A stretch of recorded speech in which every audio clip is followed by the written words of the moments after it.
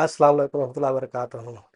दोस्तों, हज 2025 पे जाने वाले हाजियों का एक सवाल बार बार आ रहा है कि हज की तीसरी किस्त का ऐलान कब होगा और उसका अमाउंट क्या होगा। क्योंकि पिछले साल के मुकाबले अगर देखा जाए तो इस साल जो तीसरी किस्त का ऐलान है वो लेट हो रहा है, वो टाइम पे नहीं हो रहा है, देरी हो रही उसमें। इसलिए हाजी घबराए हुए हैं कि ये तीसरी किस्त का ऐलान हो जाए, हम लोग अपना पेमेंट वगैरह भर दें। तो आज की इस वीडियो में हम लोग इसी बारे में बात करने वाले हैं कि हज कमेटी की हज 2025 के लिए तीसरी किस्त यानी थर्ड इंस्टॉलमेंट पेमेंट का ऐलान कब होगा और ये देरी की वजह क्या है।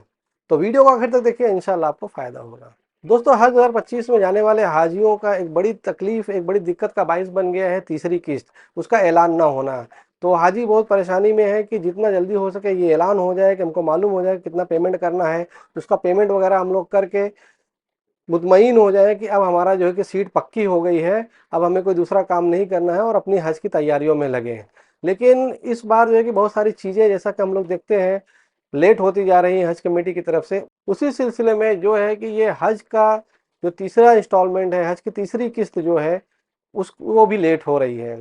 तो ये जो किस्त ऐलान होने में लेट हो रहा है, ये क्या रीज़न है, आइए उस पर हम लोग बात करते हैं।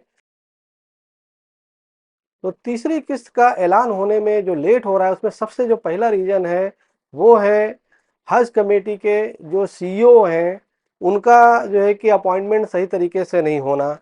जैसे कि हम लोग सभी जानते हैं कि हज 2024 में जो सीईओ थे हज कमेटी ऑफ इंडिया के, वो थे डॉक्टर लियाकत अली आफाकी साहब।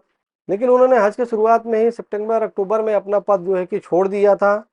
और उसके बाद जो है कि एक दूसरे सीईओ का अपॉइंटमेंट हुआ था, सादिक अहमद साहब का। उन्होंने किसी वजह से चार्ज ही नहीं लिया, पदभार ही नहीं लिया। तो फिर से जो है कि टेम्पोरली जो है कि वो जो भार है वो लियाकत अली आफाकी साहब के ऊपर ही रहा कुछ दिनों तक। फिर उसके बाद जो है कि एक नए सीईओ का अपॉइंटमेंट हुआ टेम्पोरली, नजीम अहमद साहब का। कुछ दिनों तक वो सीईओ रहे लेकिन वो परमानेंट नहीं थे। उसके बाद जो है कि अब जाके फाइनली 5 मार्च को नए सीईओ का जो है कि पदभार लिया है शाहनवाज सी साहब ने। ये शाहनवाज सी साहब जो है कि नागालैंड से आते हैं। तो इनका जो है कि अपॉइंटमेंट 5 मार्च 2025 को हो गया, इन्होंने पदभार ले लिया है। जो सर्कुलर नंबर 34 आया हज कमेटी का, उसमें भी इनका साइन देखा जा सकता है। तो इस तरह से अब इन्होंने जो है कि पदभार ले लिया और ये 3 सालों तक इंशाअल्लाह हज कमेटी के जो है कि सीईओ रहेंगे। 3 सालों तक का हज इनके अंडर होगा, अगर कोई दूसरा अपॉइंटमेंट नहीं हुआ, फेरबदल नहीं हुआ तो ये जो सीईओ का आना जाना लगा रहा, उसकी वजह से कोई प्रॉपर जो है कि डिसीजन हज कमेटी में इसके बारे में हो नहीं पाया। बहुत सारी चीज़ें लेट हो गई, जैसे कि हज ट्रेनर का ट्रेनिंग का मामला लेट हो गया, स्टेट हज इंस्पेक्टर का सिलेक्शन का मामला लेट हो गया। तो इस तरीके से अगर देखा जाए तो एक बहुत बड़ा रीज़न ये था, जो कोई परमानेंट सीईओ हज कमेटी के पास नहीं थे।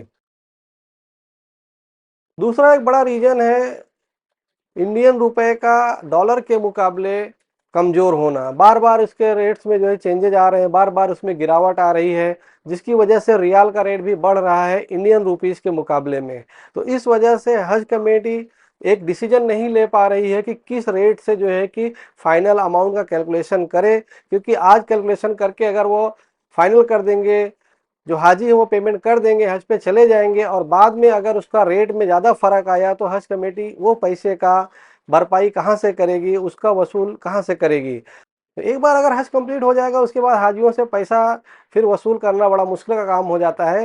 रिफंड तो हज कमेटी जो है कि हाजियों के अकाउंट में डाल देती है, लेकिन पैसा अलग से वापस लेना बहुत ही मुश्किल का काम हो जाता है। इसलिए जो है कि हज कमेटी थोड़ा सा एहतियात बरत रही है, प्रॉपरली जो है कि देख रही है सारे खर्चे कि रियाल के हिसाब से कैलकुलेशन कितना बैठता है, जिससे हाजियों को फिर से परेशान भी ना करना पड़े और हज कमेटी को भी कोई परेशानी, फाइनेंशियल नुकसान ना हो। एक रीज़न ये है।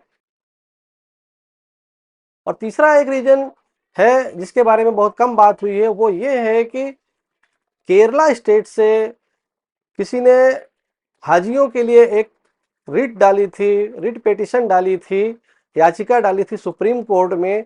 जो केरला स्टेट के 3 एयरपोर्ट हैं, उन एयरपोर्ट में जो भाड़े में डिफरेंस है, एयर फेयर में जो डिफरेंस है बहुत ही अलग है। तो उसके लिए उन्होंने जो है कि ये पिटीशन डाला था कि इस हज कमेटी को इसके बारे में गाइड किया जाए कि जब एक ही स्टेट है और जो एयरपोर्ट्स हैं उनके बीच में दूरी भी बहुत ज़्यादा नहीं है, तो क्यों जो है कि तीनों एयरपोर्ट में रेट अलग अलग है, एयर फेयर अलग अलग है, हवाई भाड़ा अलग अलग है। उसके लिए उन्होंने बताया कि जो कोचीन एयरपोर्ट है वहाँ से जिद्दा एयरपोर्ट की जो दूरी है वो 4166 किलोमीटर्स है। वहीं पे जो कन्नूर एयरपोर्ट है वहाँ से जिद्दा एयरपोर्ट की दूरी 4008 किलोमीटर्स है। और उसके बाद जो तीसरा एयरपोर्ट है केरला का कोझिकोड यानी कि कालीकट एयरपोर्ट जो है उसकी दूरी जिद्दा एयरपोर्ट से 4081 किलोमीटर है। यानी कि सारे एयरपोर्ट से जिद्दा एयरपोर्ट की जो दूरी है लगभग 100 किलोमीटर के अंदर ही डिफरेंस है, ज़्यादा से ज़्यादा 100 किलोमीटर का डिफरेंस है।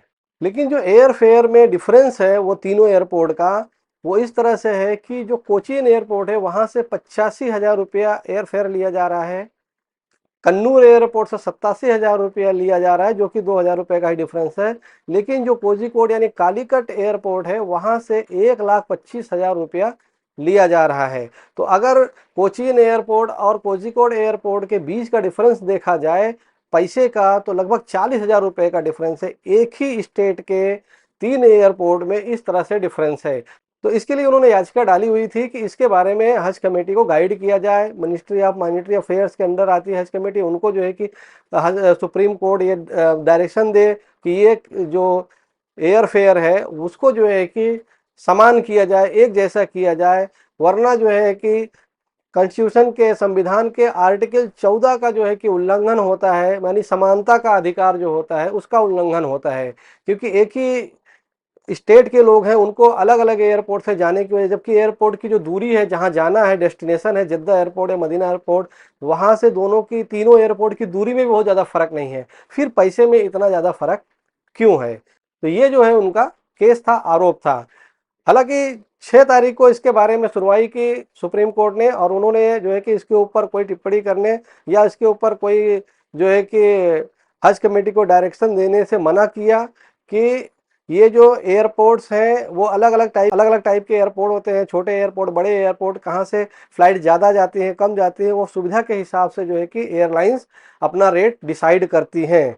और उसके साथ साथ ही सुप्रीम कोर्ट ने ये भी कहा कि इस पे हम लोग कोई इंटरफेरेंस करते हैं हो सकता है फायदे की जगह नुकसान ज़्यादा हो जाए, कि कोई एयरलाइंस जो है कि वहाँ से ऑपरेट करने से ही मना कर दे कि हम लोग यहाँ से हाजियों को नहीं लेके जाएंगे, तो इसलिए उन्होंने मना किया। लेकिन साथ ही साथ उन्होंने एक डायरेक्शन दिया जो है कि मिनिस्ट्री ऑफ मॉनेटरी अफेयर्स के जो वकील थे उनके थ्रू हज कमेटी को कि आप कम से कम अपनी वेबसाइट पे डेटा रखो कि क्यों जो है कि अलग अलग एयरपोर्ट से रेट अलग अलग है, हवाई भाड़ा अलग अलग है, जिससे कि हाजियों में जो असंतोष है, नाराजगी है, अविश्वास है वो दूर हो जाए कि हाँ इस वजह से जो है कि यहाँ का भाड़ा ज़्यादा है और यहाँ का भाड़ा कम है। तो इस असंतोष को दूर करने के लिए उन्होंने ये बोला हुआ है कि आप अपनी वेबसाइट पे इसका डेटा प्रॉपरली दे दीजिए जिससे कि सब लोगों को समझ में आ जाए, कोई प्रॉब्लम ना हो, कोई असंतोष ना हो। तो उसके लिए उन्होंने 1 हफ्ते का टाइम दिया हुआ है, तो इंशाल्लाह 1 हफ्ते का टाइम भी 6 तारीख से 13 तारीख के बीच में हो जाएगा। हालांकि जो ये असमानता है हवाई भाड़े में पूरे इंडिया में देखा जा सकता है कि जैसे कि गया एयरपोर्ट है पूरी इंडिया में सबसे ज़्यादा महंगा एयरपोर्ट वहाँ पड़ता है और कम से कम 1,60,65,000 रुपये जो है कि वहाँ का एयर फेयर पड़ता है। और वहीं देखा जाए कि मुंबई एयरपोर्ट का तो वहाँ से 85-87 हज़ार रुपये जो है कि एयर फेयर पड़ता है। तो दोनों में बहुत ज़्यादा 60-70 हज़ार रुपये का जो है कि फ़र्क है। उसी तरीके से अगर मुंबई महाराष्ट्र में हम लोग देखते हैं तो 3 एयरपोर्ट हैं, मुंबई एयरपोर्ट, नागपुर एयरपोर्ट और औरंगाबाद एयरपोर्ट। तो यहाँ पे भी बहुत फ़र्क है तीनों में। मुंबई एयरपोर्ट पूरे इंडिया का सबसे सस्ता एयरपोर्ट है, जबकि औरंगाबाद एयरपोर्ट का मुंबई एयरपोर्ट के मुकाबले 80,000 का डिफरेंस था पिछले साल। इसलिए पिछले साल जो है कि सभी हाजियों ने मना कर दिया औरंगाबाद एयरपोर्ट से जाने के लिए, और इसलिए औरंगाबाद एयरपोर्ट से हाजियों का ऑपरेशन कैंसिल कर दिया गया और उन सबको जो है कि मुंबई एयरपोर्ट से भेजा गया। इस वजह से उनको जो है कि लगभग 80,000 रुपये पर हाजी का फायदा हुआ। तो इस तरह की भी चीज़ की जा सकती है और इस पे बात करनी जरूरी है। बहुत सारे स्टेट अपने अपने टाइम पे इस बारे में जो है कि हज कमेटी को कंप्लेन करते रहते हैं, उनसे बात करते रहते हैं और इसका फ़ायदा पिछले साल आप देखेंगे कुछ कुछ एयरपोर्ट से कुछ कुछ स्टेट को बहुत अच्छा फ़ायदा हुआ। दूसरों के मुकाबले। तो अगर इसके बारे में किसी ने रिट पिटीशन डाली थी तो मैं उसकी तारीफ करता हूँ, उसने हाजियों के लिए बहुत अच्छा काम किया। बात करने पे जो है कि बात बनती है, अगर पूरी तरीके से नहीं तो कुछ ना कुछ एयर फेयर में जो है कि कंपनियों को, जो एयर फ्लाइट्स है, एयरलाइंस है, उनको कुछ ना कुछ तो कम करना पड़ेगा। इसमें हाजियों का फायदा होगा। या तो ऐसा भी हो सकता है जिस तरह से मुंबई एयरपोर्ट और औरंगाबाद एयरपोर्ट के बीच में हुआ, उसी तरीके से हो सकता है कोझिकोड यानी कालीकट एयरपोर्ट वालों को कोचीन एयरपोर्ट से भेजा जा सके, जिससे उनका पर हाजी का 40,000 रुपया बच जाएगा। और कोचीन से कोझिकोड या कोझिकोड से कोचीन जाने का भाड़ा इतना ज़्यादा नहीं लगेगा अगर ट्रेन या जो है कि प्लेन से लोग जाते हैं वहाँ पे। इसलिए सभी स्टेट वालों को जो है कि इसके बारे में हज कमेटी से या मिनिस्ट्री ऑफ मॉनेटरी अफेयर से बात करनी चाहिए। जैसे कि गया एयरपोर्ट है, उन लोगों को भी वहाँ से बात करनी चाहिए। अगर हाजियों को उससे कुछ फ़ायदा होता तो बहुत अच्छी बात है, नहीं तो बहुत सारे हाजी बिहार के, यूपी के और गुजरात के और सभी स्टेट के लगभग मुंबई एयरपोर्ट से जो है कि फ्लाइट लेते हैं। उनको आने जाने में तकलीफ होती है, लेकिन क्योंकि पैसे का बहुत फर्क पड़ता है इसलिए दिल्ली या मुंबई से वो जो है कि अपनी फ्लाइट लेते हैं, अपना एम्बार्केशन पॉइंट सेलेक्ट करते हैं, चूज करते हैं। तो दोस्तों ये था 3 बड़ा रीजन जिसकी वजह से हज कमेटी ने अभी तक तीसरा इंस्टॉलमेंट जो है कि अनाउंस नहीं किया, उसका ऐलान नहीं किया है। लेकिन क्योंकि ये जो मामला केस वाला भी था वो भी अब सॉल्व हो गया है, सुप्रीम कोर्ट ने उसके बारे में डायरेक्शन दे दिया क्या करना है 1 हफ्ते के अंदर। तो इंशाअल्लाह बहुत जल्द ही जो है कि तीसरी किस्त का ऐलान हो जाएगा 1 हफ्ते के अंदर इंशाअल्लाह। और हो सकता है कि जब आप ये वीडियो देख रहे हैं तो तीसरी किस्त का ऐलान हो चुका हो। तो उम्मीद करते हैं तीसरी किस्त जल्द से जल्द आ जाएगी, हाजियों को आसानी होगी और कम से कम अमाउंट लोगों को भरना पड़ेगा, कम से कम जो है कि भाड़ा लगेगा। हज कमेटी इसके बारे में, हाजियों के बारे में सोचेगी। मिनिस्ट्री ऑफ मॉनेटरी अफेयर्स जो है वो हाजियों के बारे में सोचेगी और इसको जो है कि सस्ते से सस्ता हज करेगी। तो दोस्तों ये थी आज की वीडियो तीसरी किस्त के ऐलान के बारे में। उम्मीद करते हैं वीडियो आपको इन्फॉर्मेटिव लगी होगी। वीडियो को लाइक करें, शेयर करें, हमारे चैनल को सब्सक्राइब कर लें और अपनी जो राय है, अपनी ओपिनियन है वो कमेंट में जरूर से जरूर दें। हमारे व्हाट्सएप ग्रुप को जो ज्वाइन कर लें जिसमें आपके सवालों के जवाब दिए जाते हैं। इस वीडियो में बस इतना ही। अपना ख्याल रखिएगा, मिलते हैं किसी और वीडियो में। अस्सलाम वालेकुम।